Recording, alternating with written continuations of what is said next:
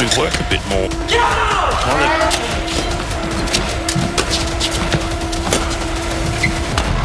Well,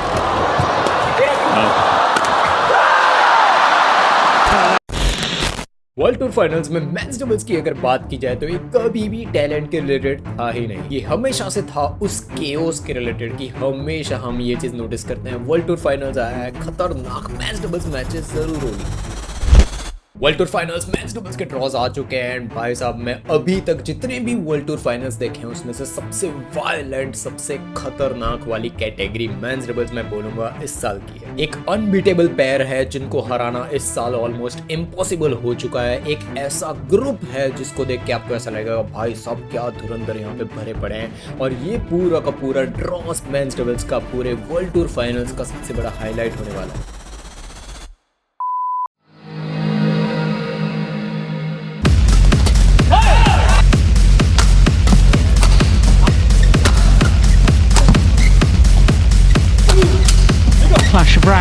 men's doubles की बात की जाए ना तो ये हमेशा रोटेशंस पे, प्रेशर पे, जब 13-3 स्कोर चल रहे हैं, जब 13-10 स्कोर चल रहे हैं, उस टाइम पे कैसा आप रोटेशन करते हो, अपना किस तरीके से अटैक करते हो, इस चीज पे हमेशा फोकस रहा। सिर्फ एक छोटी सी गलती सर्विस में और पूरी की पूरी गेम सामने के पास चली जाती है। और जब 8 पूरी दुनिया की सबसे बेस्ट मेंस डबल्स की पेयर एक दूसरे के सामने होगी, आप सोच ही सकते हो किस लेवल का धमाका होने वाला है। यहाँ पे कंसिस्टेंसी बहुत ज्यादा रेयर हो जाती है। यहाँ पे काम होता है डोमिनेंस का। जब बैक कोर्ट से एक पावरफुल स्मैश लगती है तब आइडिया आता है इसको डिफेंड कैसे किया जाए। जब रॉक सॉलिड डिफेंस सामने होता है तब वो स्मैशर भी सोचता है भाई साहब अब करूं क्या।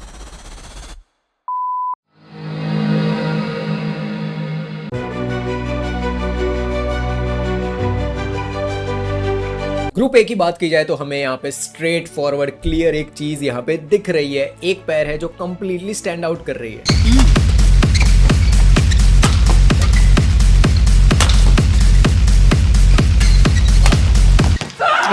किमसियो world number 1 and without a doubt ये one of the finest men's doubles pair है बैडमिंटन मेंस डबल्स। 2025 का उनका परफॉर्मेंस एनालिसिस से भी बहुत ऊपर जा चुका है। इस लेवल के डोमिनेंस बहुत कंपेयर कर चुके हैं। इनके बारे में एक बहुत इंपॉर्टेंट बात की जाए ना तो ये कभी भी पैनिक नहीं करते हैं, और सबसे इंपॉर्टेंट चीज आपको सारे कोरियन प्लेयर्स के अंदर दिखेगी कि ये फ्री के पॉइंट्स बांटते नहीं फिरते हैं, एरर्स नहीं करते हैं। ये एक छोटी सी चीज है जो कोरियन प्लेयर्स और पूरे वर्ल्ड के प्लेयर्स को डिफरेंट बना देते। वो इतनी जल्दी मैच को खत्म कर देते हैं जब तक अपोनेंट को पता भी चलता है कि करना क्या, उसके पहले किमसियो मैच खत्म कर देते हैं। एट दिस पॉइंट अगर हम ये क्वेश्चन भी पूछ रहे हैं कि क्या किमसियो जीतेंगे या नहीं जीतेंगे, क्या नेसेसरी भी है, वो अभी के लिए बेंचमार्क है मेंस डबल्स में। He is a terrific chance for me.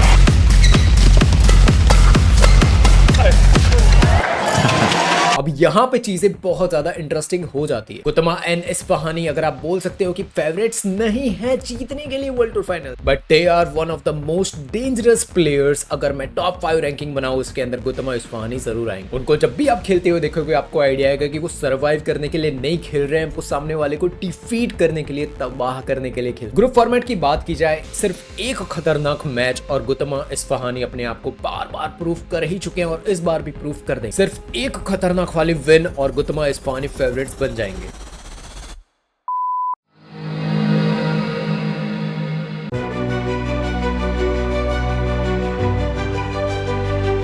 Man ये एक ग्रुप नहीं है, ये एक वॉर है भाई।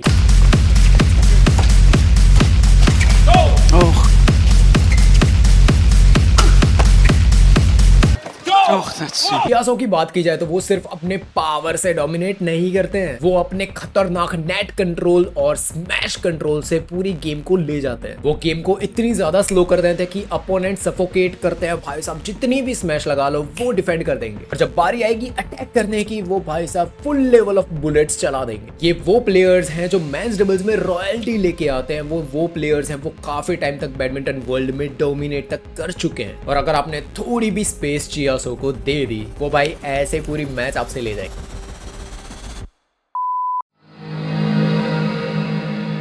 ये तो भाई साहब पर्सनल है मेरे लिए।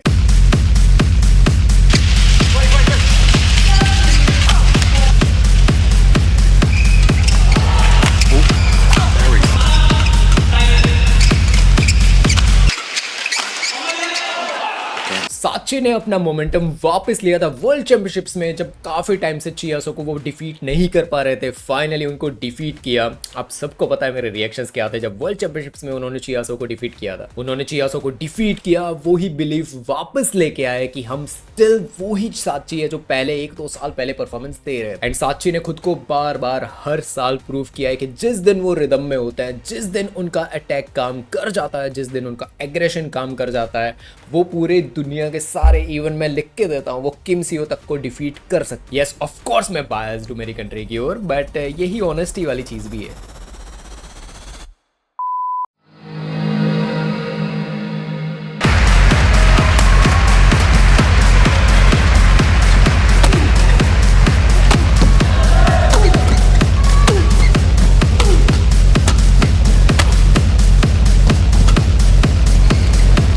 लियोंग वोंग ने कुछ महीने पहले, जब मैं सोच रहा था कि लियोंग वोंग का अब उस लेवल का परफॉर्मेंस नहीं आ रहा है, तभी उन्होंने अपना परफॉर्मेंस वापस लाना शुरू कर दिया, प्रूव किया कि क्यों चाइना को हम कभी भी काउंट आउट कर ही नहीं सकते किसी भी टूर्नामेंट में। वो सिर्फ मैचेस जीतते नहीं है भाई, उनके अपोनेंट्स को लिटरली डिस्ट्रॉय करते हैं। मार्जिन बहुत ज्यादा मैटर करती है। मेंस डबल्स ले लो या फिर कोई भी कैटेगरी ले लो, कितने स्कोर्स में आप डिफीट करते हो, और वहीं पे आती है चाइना, जो किसी भी वर्ल्ड टूर फाइनल्स ले लो, बड़ी टूर्नामेंट ले लो, इसके अंदर अगर आप इनको काउंट आउट कर रहे हो तो आप बहुत बड़ी गलती कर रहे हो। हिस्ट्री ने बार बार शो किया है, कोई भी बड़ी टूर्नामेंट ले लो आपको चाइना वहां पे दिखे। जहां पे कुछ लोग स्ट्रगल करते हैं क्वालिफाई करने के लिए, ये लोग अपनी हिस्ट्री ऐसे लिख के देते हैं कि हम भाई ये गोल्ड जीत जाएंगे, ये गोल्ड जीत जाएंगे। Normal serve, a lot of players play back at him on the front.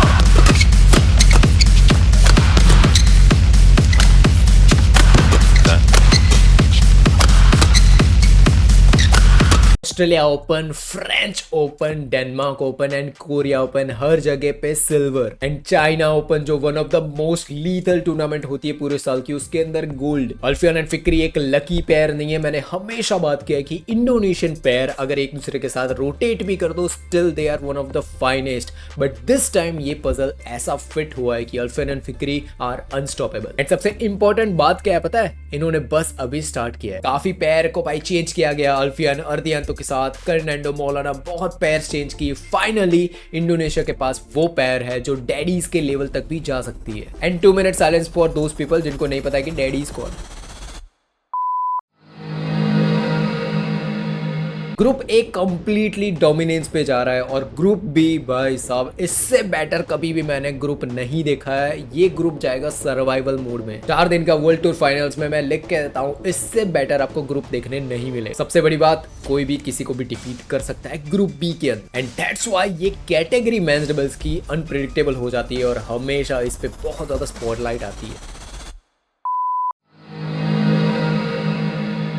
अगर आप फोर्स करोगे और पूछोगे कि कौन जीतने वाला है, देखो यार मेरा बायसनेस यहाँ पे लेके आऊं तो ऑफ कोर्स मुझे साची यहाँ पे जीतते हुए चाहिए। कोई और भाई मुझे सोचना भी नहीं है कि कोई और जीते, मैं किम सीओ को भी स्ट्रेट टू सेट ही डिफीट करवा दूं। बट रियलिटी अगर देखी जाए, मोमेंटम देखा जाए, आप डिनाई नहीं कर सकते कि किम सीओ एटलीस्ट फाइनल तो लिख के रखो, ये वहां पे पहुंच रहे। स्टैंडर्ड्स हैं यार, अभी का मेंस डबल्स का स्टैंडर्ड किम सीओ है। बट कोई भी पेयर ग्रुप बी की है वो अपसेट पुल ऑफ कर सकती है। एंड आई रियली होप साची वो अपसेट पुल करे, और फाइनल में जाके वो अपसेट पुल कर दिया है। You don't even have idea मेरे रिएक्शंस क्या हो। इसी वजह से मेंस डबल्स है ना, ये मेरे लिए हमेशा एक स्पेशल कैटेगरी रही है, क्योंकि यहाँ पे कोई भी गारंटी नहीं है, कोई भी प्लेयर आके बहुत बढ़िया परफॉर्मेंस लेके जीत सकता है। एंड कभी भी आप ये चीज नहीं देखोगे कि कोई प्लेयर है ना दूसरे के सामने स्लो स्मैशेस लगा रहा है, एकदम फालतू की गेम दिख रहा है। हमेशा देखोगे आपकी फटाके वाली बुलेट स्मैशेस ही पड़ेगी। स्लो स्मैशेस मारने वाले पहले ही राउंड में बाहर हो जाते हैं। वर्ल्ड टूर फाइनल्स 2025 को अगर मैं सम अप करूं ना, तो भाई इसको ऐसे याद नहीं रखा जाएगा कि भाई बहुत बड़े बड़े प्लेयर्स थे, ये थे वो थे। ये इस वजह से याद की जाएगी कि जिस लेवल का यहाँ पे कंपटीशन हमें देखने मिलने वाला है। Welcome to the most dangerous category. So ये चैनल सिर्फ उन्हीं लोगों के लिए जो एलीट बैडमिंटन लवर्स हैं, बाकी लोग यहाँ से दूर रहो, और जिनको एलीट बैडमिंटन पसंद है वो यहाँ पे सब्सक्राइब करें।